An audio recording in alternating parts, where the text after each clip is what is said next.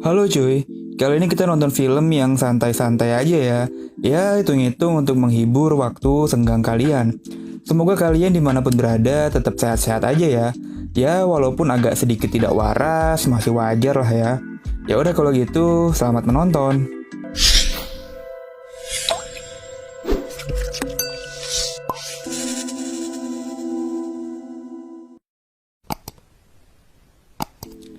Di awal film, kita udah lihat nih tokoh utama ini adalah seorang bocah yang kacau.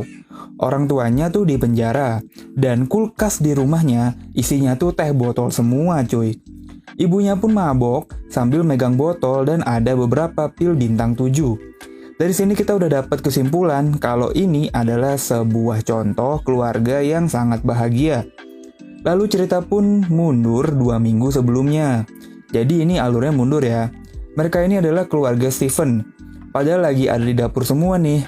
Ada ibunya yang bernama Lucy Steven. Tante Lucy ini memang doyan banget minum teh botol. Lalu di sini juga ada 2 kakaknya, yang cowok namanya Kevin dan yang cewek namanya Christine. Si tokoh utama kita sendiri bernama Rick Steven. Kalau ada ibu sama anak, biasanya ada bapaknya dong. Nah, bapaknya Rick bernama Joseph. Lanjut. Jadi, untuk mendapatkan uang jajan tambahan, Rick ini tuh bekerja jadi penagih utang untuk seorang bos klub dewasa yang bernama Jimmy. Singkat cerita, Rick disuruh nagih utang lah sama salah satu tante gemes gitu lah ya. Pas dia dateng nagih utang, si tante malah dengan santainya bilang, "Udah Rick, nggak usah ditagih, sini aja sini, mana batang lu?" Langsung deh tanpa pikir panjang, Rick langsung buka celana. Dan cerit, udah cuy, gitu doang keluar. Karena seneng, Rick pun langsung lari ke rumah temennya yang bernama Billy buat pamer. Langsung dong dia teriak-teriak. Pas diketok, yang keluar nyokapnya si Billy. Nah, nyokapnya Billy inilah alasan kalian menonton video ini cuy. Caks! Ibunya Billy bernama Tante Pamela. Ia pun bilang, si Billy lagi di atas noh di kamarnya. Rick pun langsung lari ke kamarnya Billy, dan pas dibuka, si Billy lagi mengasah pedangnya dong. Billy pun kaget. Ya iyalah, gue juga kaget kalau digigit kayak begitu mah. Billy pun minta tolong buat ngambilin tisu, buat ngelap cairan masa depannya yang sedikit keluar. Pas lagi asik-asik berduaan di kamar, tiba-tiba Tante Pamela ini tuh nyuruh Billy buat beli telur di warung sembako. Billy pun nurut-nurut aja, karena kan yang nyuruh ibunya gitu kan. Jadi dia mah berpikiran positif aja gitu kan. Walaupun pikiran kita yang nonton udah kemana-mana nih. Singkat cerita, Billy pun cabut ninggalin ibunya dan Rick yang berduaan di rumah. Selanjutnya, Rick pun bergulat dengan Tante Pamela. Tante Pamela pun mengeluarkan jurus-jurus untuk menegakkan sesuatu, tapi bukan keadilan. Rick pun awalnya menolak dong. Tapi kok enak. Ini pun menjadi sebuah rahasia kecil di antara mereka berdua cuy. Keesokan paginya, Rick pun mulai kepikiran. Gimana nih tanggapan keluarganya kalau tahu si Rick itu tuh digeprek sama Tante Pamela. Karena si Tante Pamela itu tuh temenan sama Tante Lucy, ibunya Rick. Jadi Rick ini takut ibunya bakal marah. Apalagi kalau sampai si Billy tahu. Ini bakal berakibat buruk buat pertemanan mereka dong.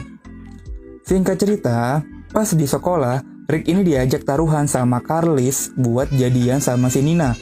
Jadi, Nina ini tuh seorang cewek idola di sekolah mereka.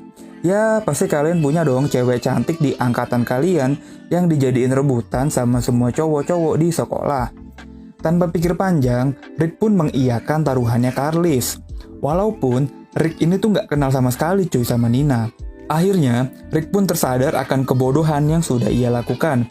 Di tengah keputusasaannya, tiba-tiba muncullah sesosok Holy Spirit.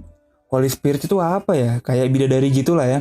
Ia pun berjanji akan membantu Rick mendapatkan Nina.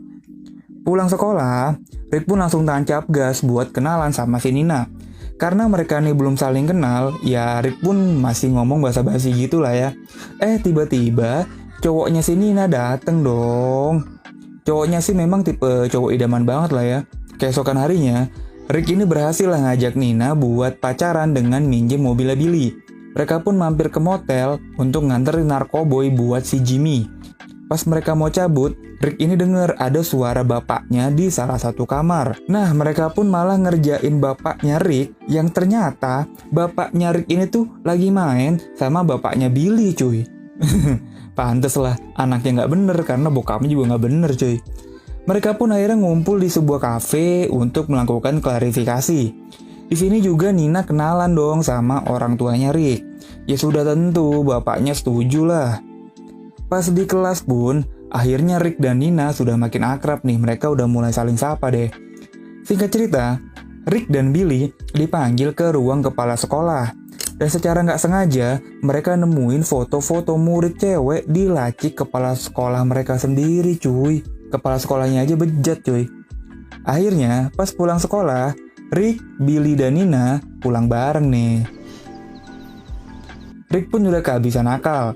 Dia pun meminjam sebuah mobil mewah untuk ngajak Nina jalan-jalan keliling komplek. Nah, pas lagi asik-asik jalan, mereka diberhentiin deh sama polisi. Karena ternyata Rick ini tuh minjem mobil dari ketua mafia, cuy. Mereka pun dibungkus dan diinterogasi di kantor polisi. Pas lagi diinterogasi, tiba-tiba datanglah seorang pengacara yang wadaw buat ngebela si Rick. Singkat cerita, mereka pun terbebas dan boleh pulang dari kantor polisi.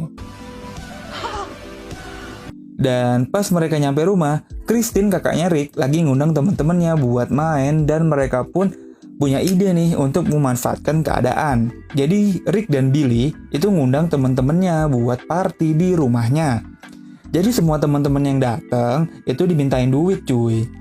Nah, pas lagi asik-asik narikin duit, tiba-tiba si Nina dateng dong. Dia nih datang buat nanyain gimana keadaannya Rick setelah ditangkap polisi. Di sini kita tahu kalau Nina ini sebenarnya adalah seorang cewek yang lugu dan baik hati. Akhirnya Nina pun diamankan ke kamar supaya menghindari kegaduhan.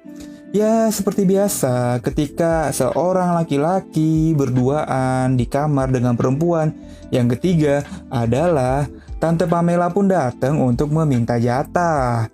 Nina pun marah karena tahu kalau Rick itu suka digeprek sama tante-tante. Pas Nina marah, pas banget dia tuh malah nampol polisi yang datang karena ada keributan nih di rumahnya Rick. Jadi si Nina pun diamankan dan dibawa ke kantor polisi dong. Keesokan harinya, Rick pun datang ke kantor polisi untuk menjenguk teman-temannya yang ditahan. Yang gue bingung ya, kenapa Rick nggak ditahan ya? Singkat cerita, mereka pun berantem dan diusir lah sama Nina. Setelah itu Rick pun jadi galau, dia pun flashback dikit lah gimana hubungannya dia sama si Nina. Dia pun langsung ke kamar. Di kamar dia pun melakukan sesuatu yang sering dilakukan sama orang yang nonton film ini, yaitu menggaruk tiang keadilannya. Tiba-tiba datang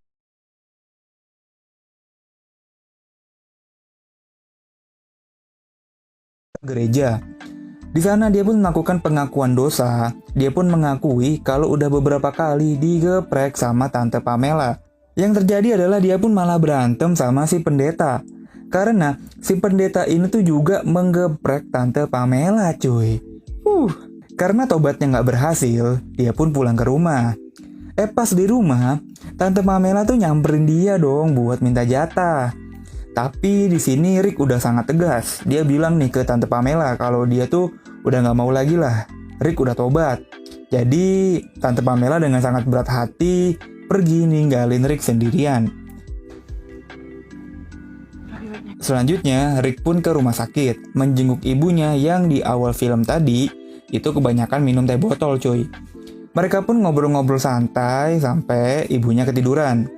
Singkat cerita, Rick ini kan kalah taruhan nih sama Carlis karena nggak berhasil jadian sama si Nina. Dia pun harus nyari duit untuk bayar ke Carlis.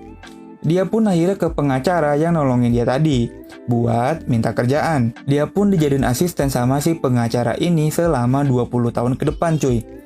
Jadi, utangnya dia tuh dibayar sama si pengacara. Tapi dia nih harus mengabdikan dirinya selama 20 tahun, cuy, sama si pengacara. Keesokan harinya, mereka sekeluarga pun ngumpul di rumah sakit. Christine kakaknya udah bebas nih. Dia pun ngasih anjing ke ibunya supaya ibunya nih nggak mabok terus lah. Kelar ngumpul keluarga, dia pun keluar dari rumah sakit dan di sana dia nih ketemu sama si Nina. Rick pun minta maaf lah sama Nina dan tidak menyia-nyiakan peluang emas 24 karat di depan matanya. Rick pun langsung, Film ini pun berakhir dengan Rick yang lebih memilih Nina dibanding Tante Pamela. Tapi kalau kalian sendiri gimana nih? Kalian lebih milih Tante Pamela atau Nina? Tulis di kolom komentar ya. Ini sebuah film yang sangat kacau banget sih. Gak ketebak banget alurnya dari awal sampai akhir tuh gimana. Sampai-sampai Selena Gomez itu tuh dijadiin pemeran di film ini. Menurut gue sih ini film yang termasuk gila sih ya. Ya seperti biasa gue selalu berharap lah film ini cuma kalian jadikan hiburan aja ya.